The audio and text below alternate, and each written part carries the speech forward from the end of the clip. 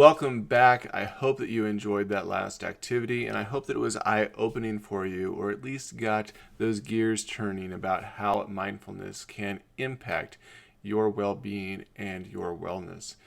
Over the years of my life, I've had a group of friends that I hang out with regularly. I've known them since I was a young child. We've been best friends for years, decades even, and we explore a variety of different topics, one of which is whether or not the world at large is better off in modern society than it was years and years ago, or if it is worse off, or if it's no different. And I kind of stand by the idea that it is no different. Although we have made gains in many areas of humanity, there's still a lot of areas that I think that we struggle with. For instance, we have greater material wealth, we have more longevity in terms of our lifespan, we have really even healthier lives in terms of what we eat and drink and what we have access to live a healthier life. Not that everyone practices that, but it's accessible. It's accessible more on a global scale than it was prior. And there's a lot of humanitarian efforts that we see where people are engaging in helping those that are less fortunate and reaching out and doing what they can to make the world a better place. And that's kind of an exciting thing to see as, we continue on our trek through the information age and try to figure out who we are in that process. But there are also a lot of areas that we struggle. We find that as a whole, the human population is unhappier than they've ever been on the scales of measurement. We see more anxiety, we see more depression, we see more stress, and these things are mind-boggling to think of how we have increased what we may consider the tangible elements of living and have made them more accessible, giving people more of what they want, essentially giving information at the fingertips. There's a lot of things that are readily accessible all the time for humans that you would think would bring us more sense of fulfillment and happiness and be thankful or being gracious for what it is that we have. I mean, we carry computers in our hand. We can fly from point A to point B in record time. We can connect with anyone at any point for that sense of human connection. There's so many things that are there, and yet we're unhappy. We're struggling with mental health issues. Why is that? Well, I think a lot of it has to do with our lack of mindfulness as a population. It's something that we need regular training in and practice in, and there needs to be an emphasis on what it can do for us. So one of the things I want to explore a little bit more in this video is the default setting of the brain that I mentioned in the previous video, where our minds are at, because our brains have went through this evolutionary process through the development of humans and us becoming who we are. And that default brain, that part that oftentimes puts us on auto drive, that makes us this robotic creature in the world where we're just going through the stages or going through the motions of life without really experiencing them, many times gets us in trouble. In fact, one of the things that we've seen in the research is that our brain is essentially distracted or off in its own little world about 50% of the time, where we're not really experiencing or observing or being aware of what's going on. We're just on autopilot about 50% of the time. That's a scary thought, to think that most of the time we aren't even plugged in to what is happening in our present moment. And I'm sure that you've seen this, whether you're sitting down and eating a meal and you're not even really tasting what it is that you're eating, or having a conversation and you're off in la la land, or sitting down and doing work and you space out and you're not really present with the work that you're doing. Even during sex, we know that people's minds wander and they're not there in the moment of physical intimacy with whoever it is that they are lying with.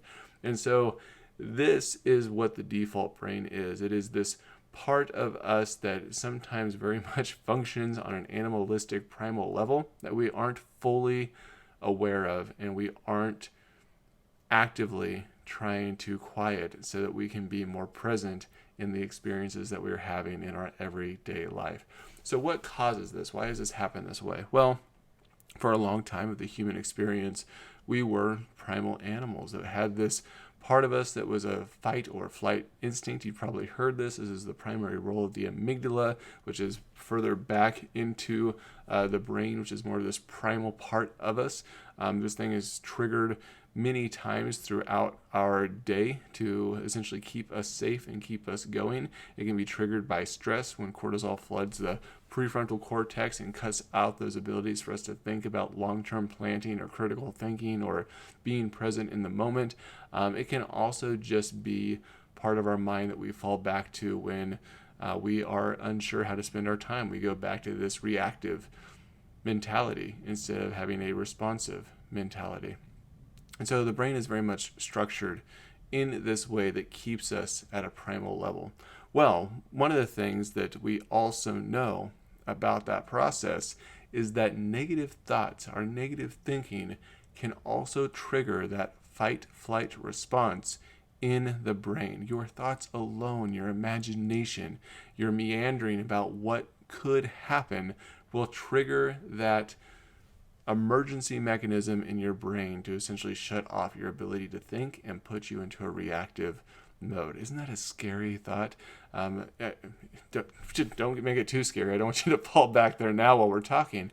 But it's a scary thought to think that our imagination alone can put us back into a default brain. Now, they've seen this in patients with anxiety, depression, people who have suicidal thoughts, that many of us naturally are discomforted by that type of thinking. And so the first thing that we do when we have an anxious, depressive, or suicidal thought is we try to push it away.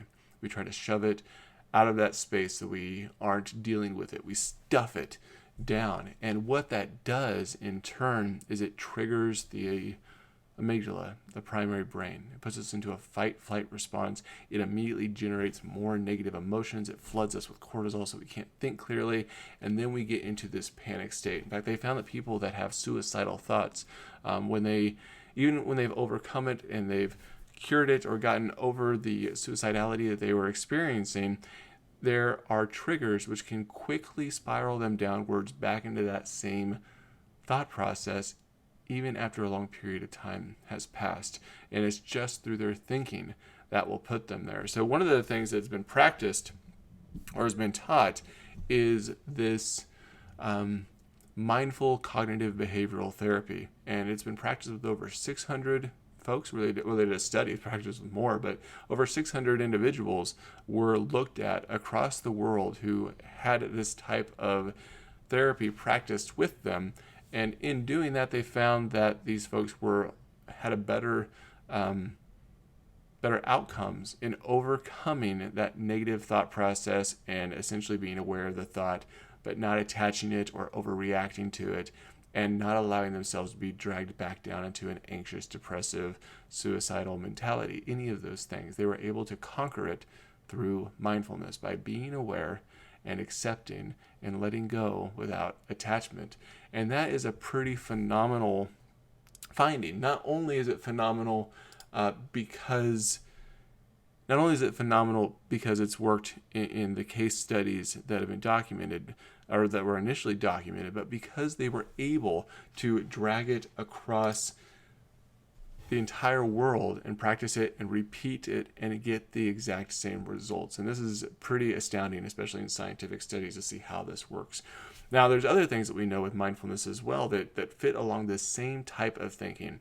And that is that those that practice mindfulness compared to those that don't, even if we're not classifying those individuals in a place where there may be mental health concern or some sort of struggle with anxiety or depression or so on and so forth. But they have found that people that practice mindfulness, even meditation for 10 minutes a day, these individuals have better response times and better accuracy to whatever project it is that they're working on, whether it's a test that needs to be taken or a paper that needs to be reviewed or a task for work or something in your personal life.